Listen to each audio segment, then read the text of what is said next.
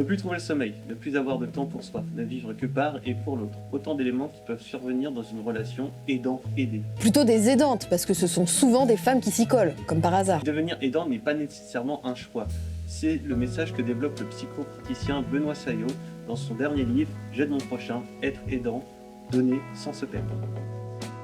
Bonjour à vous, Benoît Saillot. Bonjour. Donc vous êtes psychopraticien relationnel et ma première question en fait va être toute simple, c'est quelles sont les motivations qui vous ont poussé à rédiger ce livre? Alors, les motivations sont multiples. J'ai moi-même été aidant. Alors, ce n'est pas forcément des personnes en fin de vie, hein. On peut être aidant aussi de personnes qui ont une maladie, je dirais, temporaire et qui, pour certaines, ont la chance de pouvoir guérir. On peut être aussi aidant d'une personne handicapée sur le long terme. Voilà. Alors, pour répondre à votre question, ce qui m'a amené, c'est déjà un parcours personnel. J'ai eu plusieurs fois l'occasion d'accompagner des proches qui étaient devenus dépendants par la maladie, par l'âge.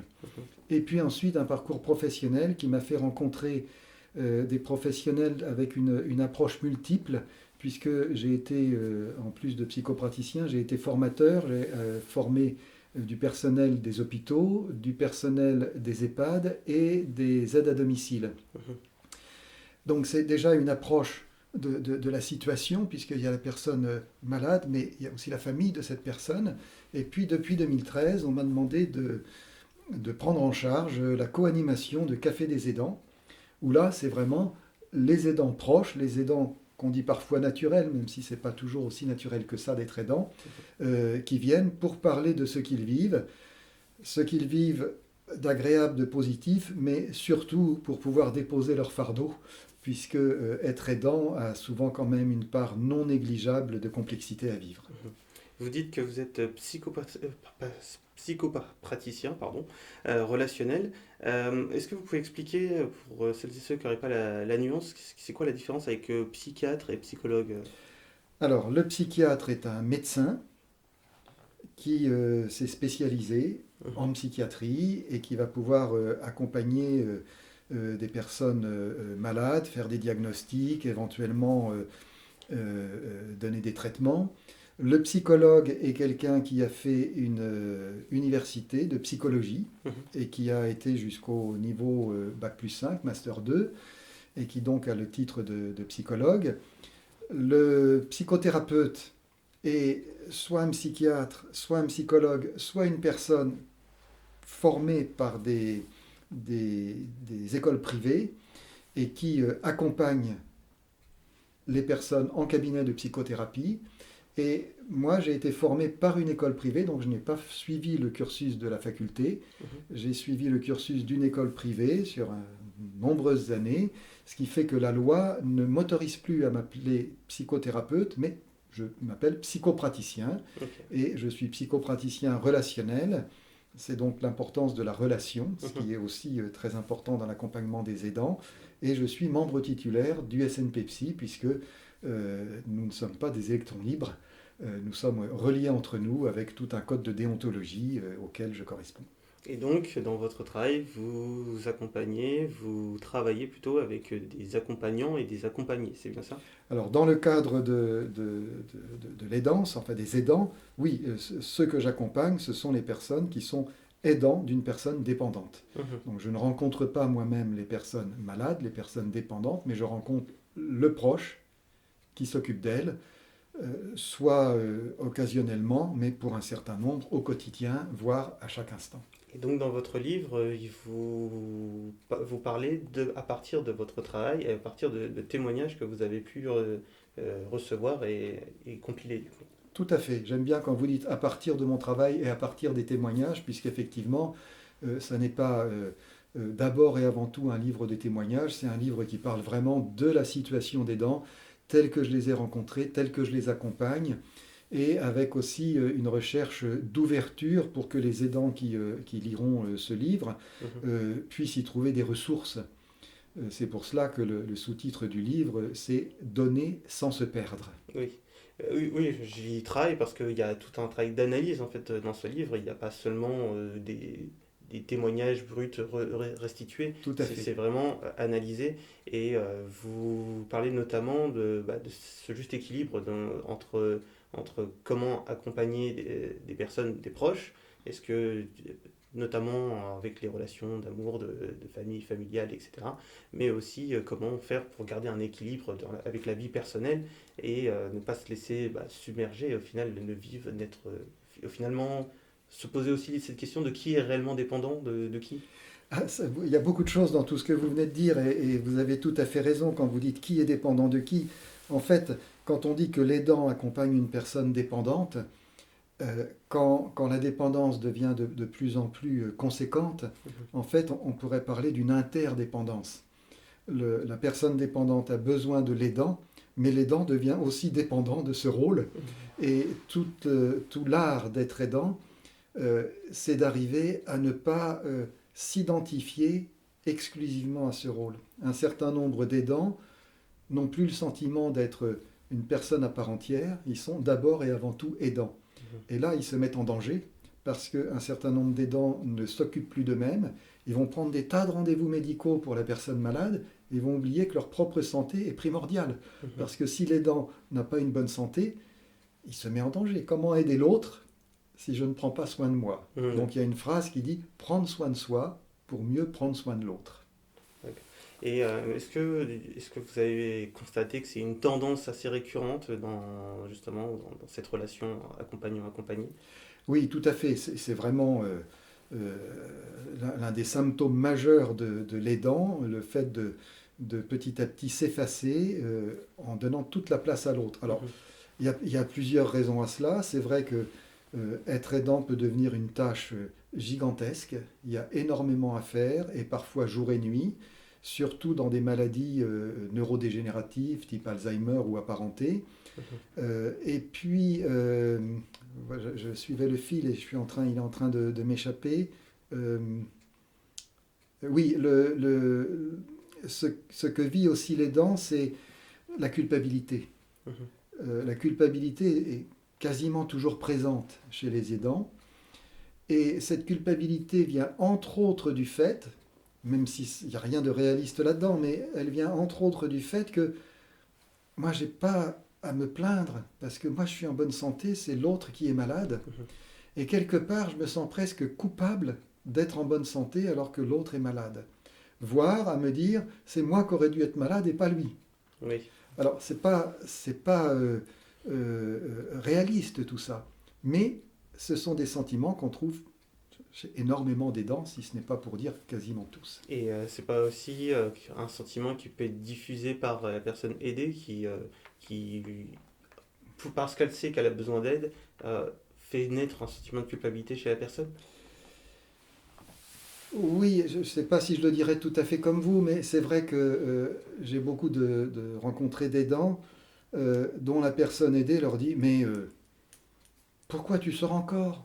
On est bien tous les deux ensemble, tu n'as pas besoin de sortir. » Parce que la personne aidée, petit à petit, se sent de plus en plus en difficulté avec l'extérieur, et donc crée une sorte de cocon aidant-aidé qui se resserre de plus en plus. Et toute l'action que je mène en co-animant les cafés des aidants, eh bien, et puis en publiant ce livre, c'est effectivement dans l'espoir d'aider les aidants à pouvoir se décoapter par rapport à l'aider, prendre de la distance, se retrouver eux-mêmes, respirer et être mieux à même d'accompagner l'autre sans tomber dans une surdépendance eux-mêmes. Et comment s'opère ce détachement, justement? Alors, je vais vous parler un petit peu des cafés des aidants, parce que c'est un outil que j'expérimente depuis plus d'une douzaine d'années. Les cafés des aidants sont toujours co-animés. Une personne du secteur social qui connaît très bien toutes les ficelles très complexes de comment fonctionne le social, comment fonctionnent les aides possibles, à quelle porte et quel papier il va falloir remplir pour pouvoir avoir toutes ces aides.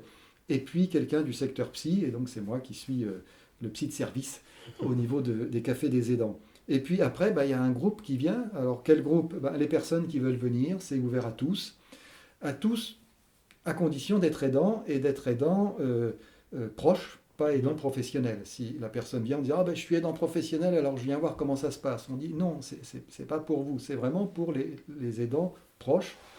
Et ça fonctionne de deux façons. Les aidants se comprennent entre eux et s'apportent entre eux.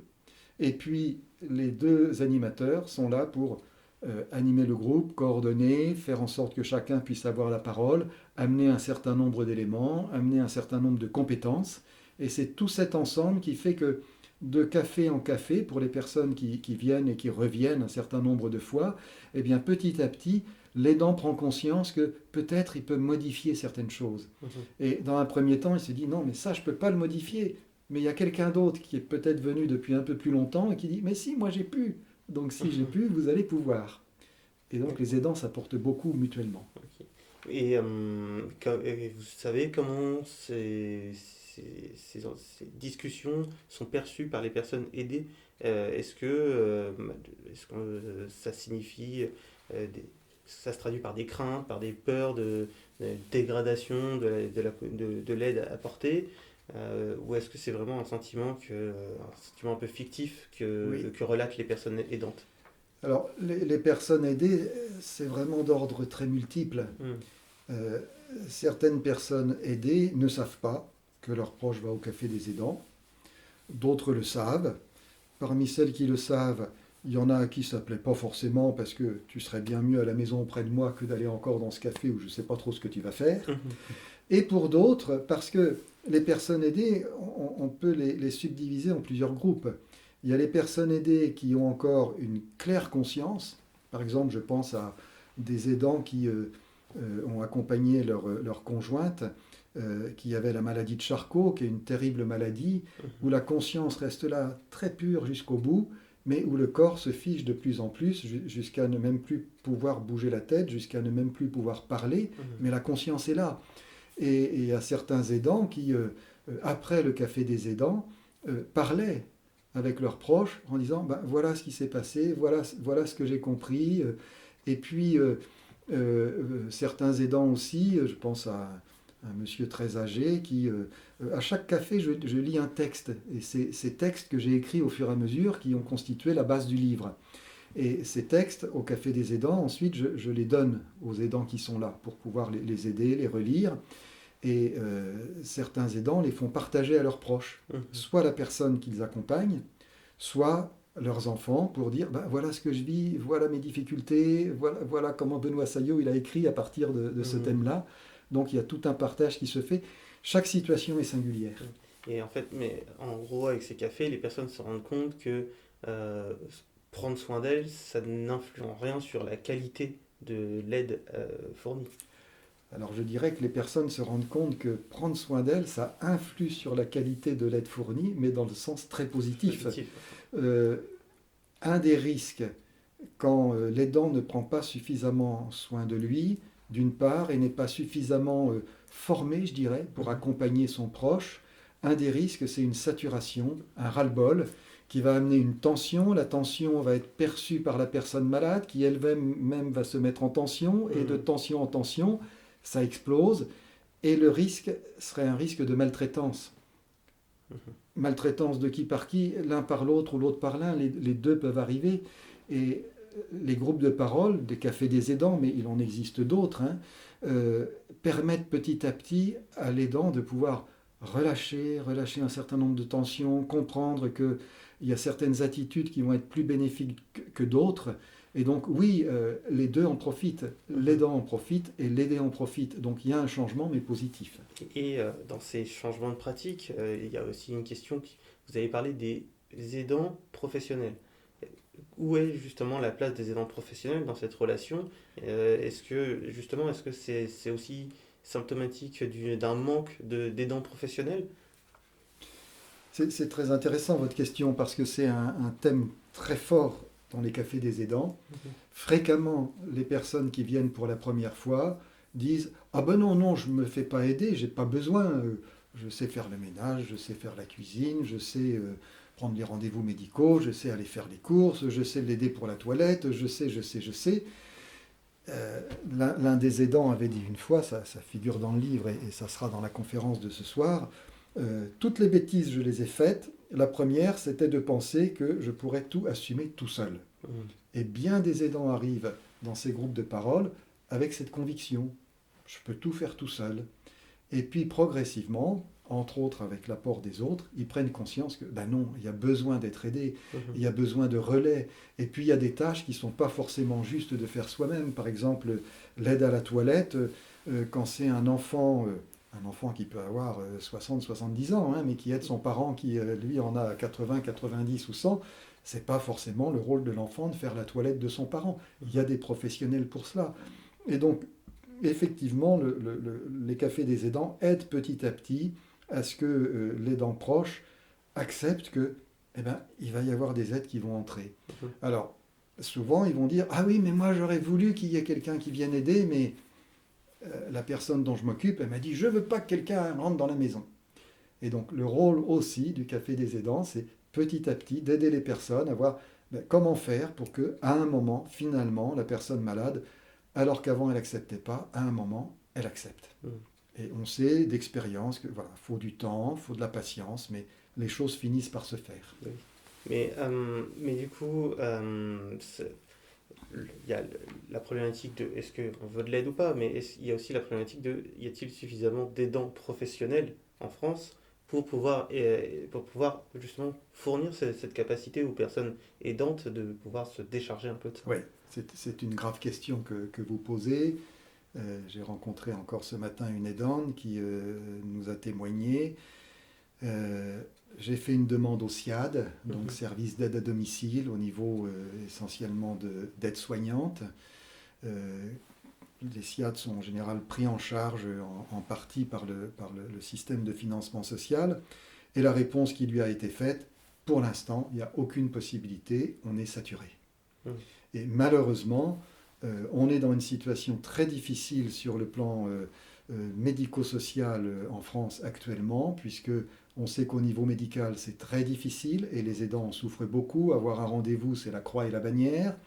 Et au niveau social, c'est pareil. Trouver des aides à domicile, c'est très difficile. Et trouver des services d'aide soignants ou aides-soignantes qui aient du personnel disponible, c'est également très difficile.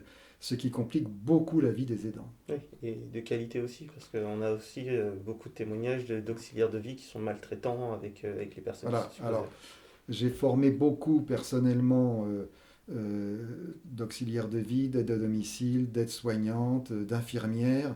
Je peux témoigner qu'une grande majorité de ces personnes ont vraiment le cœur sur la main. Des fois presque trop, parce que quand on a trop le cœur sur la main, on se met à vouloir faire à la place de l'autre, alors qu'une chose importante, c'est de stimuler l'autonomie de l'autre et de lui permettre de faire tout ce qu'il peut encore faire.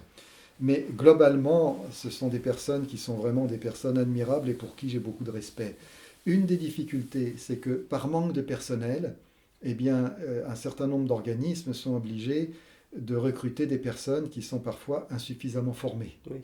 D'où une problématique effectivement actuellement. Il y a aussi la problématique du nombre de personnes à voir, donc des rendez-vous qui sont chronométrés, des déplacements qui sont monstrueux pour des auxiliaires de vie, et qui sont du coup maltraitantes sans vouloir l'être, mais qui le sont par le rythme imposé. Oui, alors effectivement, quand j'ai été formateur en bientraitance, donc je connais bien le sujet, on parle de maltraitance volontaire et puis de maltraitance involontaire. J'ai accompagné moi-même longuement une infirmière qui intervenait à domicile. Elle faisait dans sa matinée 40 visites. Donc évidemment, elle ne peut pas prendre le temps de discuter avec chacun, de prendre le temps de boire un petit café, d'être présente. Voilà, obligatoirement, ça va très vite. Et si la personne n'est pas vraiment bien ancrée en elle-même, effectivement, il y a un risque de maltraitance, on pourrait dire douce, si jamais une maltraitance peut être douce, c'est-à-dire en tout cas involontaire, mais oui, vous avez raison. Vous avez raison. Et du coup, ça met aussi en lumière que l'État a un rôle en fait dans cette relation entre l'aidant et l'aidé, qu'on ne peut pas penser cette relation sans penser à l'ancrer dans notre société. Dans notre société et dans le système social actuellement. Je faisais remarquer ce matin dans un groupe que j'animais que j'ai pas de statistiques très récentes, mais il y a quelques années, en Allemagne, on avait dans les EHPAD un aidant pour un résident. C'est-à-dire une personne du personnel par résident. Par exemple, une EHPAD où il y avait 40 résidents, il y avait 40 personnes dans le personnel. En France, c'est 0,6 pour 1. Donc, évidemment, il y a un grand manque. Et évidemment, les personnes ont du mal à trouver le temps pour être dans ce qu'on peut appeler simplement l'humain. Une relation de présence, une relation chaleureuse. Alors, malgré cela, malgré le manque de temps, ça peut s'apprendre, mais ça nécessite des qualités d'autant plus conséquentes pour pouvoir intégrer comment être dans la bientraitance, tout en étant dans un travail qui est surchargé.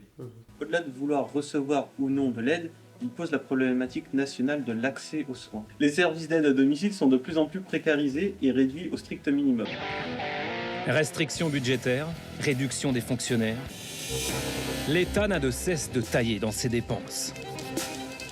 Et pour alléger la facture, la Maison France a aussi de plus en plus souvent recours à la sous-traitance. Depuis plusieurs années, les critères de reconnaissance de la perte d'autonomie se restreignent. De même, les auxiliaires de vie sont recrutés davantage dans le secteur privé, un secteur agissant davantage dans une logique capitaliste, demandant à ses salariés d'accomplir toujours plus de tâches au gré de leurs compétences. Cette profession quasi exclusivement féminine, à 99%, est marquée par une importante pénibilité tant physique que psychique, pour un salaire de 874 € par mois en moyenne en 2019. Mais se pose enfin la question de jusqu'où doit aller l'accompagnement. Cet accompagnement doit-il aller vers la mort ? Se pose une question, c'est l'accompagnement qui se fait tout au long d'une vie. Lorsque on a parlé de la maladie de Charcot, ce genre de maladies qui sont de vrais freins pour atteindre un jour une autonomie. Il y a des fois des infirmités qui sont temporaires et d'autres qui sont très lourdes, Oui. Au point que des personnes ne souhaitent plus vivre. Jusqu'où va cet accompagnement en fait, cette aide qui est fournie? Est-ce qu'elle est supposée aller jusqu'à la mort de la personne? Est-ce qu'on peut pas supposer aussi qu'une bonne aide, c'est une aide à mourir? Alors, c'est une question grave que vous posez, qui rejoint les problématiques de la révision de la loi sur la fin de vie. Il y a plusieurs situations dans ce que vous avez abordé, parce que quand vous dites aider sur la vie sur le long terme, ça peut commencer déjà par l'arrivée au monde d'un enfant handicapé. Oui. Où là, effectivement, les parents d'un enfant handicapé se retrouvent aidants à vie.